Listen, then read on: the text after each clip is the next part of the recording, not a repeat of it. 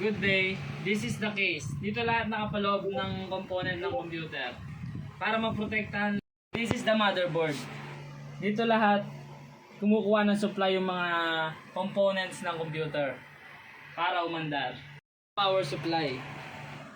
Hindi ito gagana itong motherboard na to kung wala itong power supply. Kasi dito lahat kukuha ng power yan para gumana sila at para magkaroon ng electricity yung buong computer. And this is the hard disk drive. Pareho lang sila ng SSD dahil kaso yung pagkakaiba lang nila, mas mabilis yung SSD ngayon dahil itong hard disk drive ay luma na.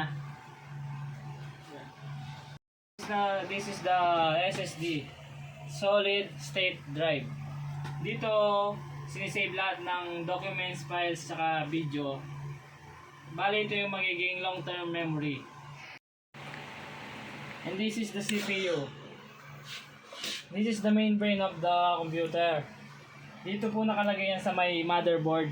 Dito po. Ito po yung pagkasinindi nyo po yung computer.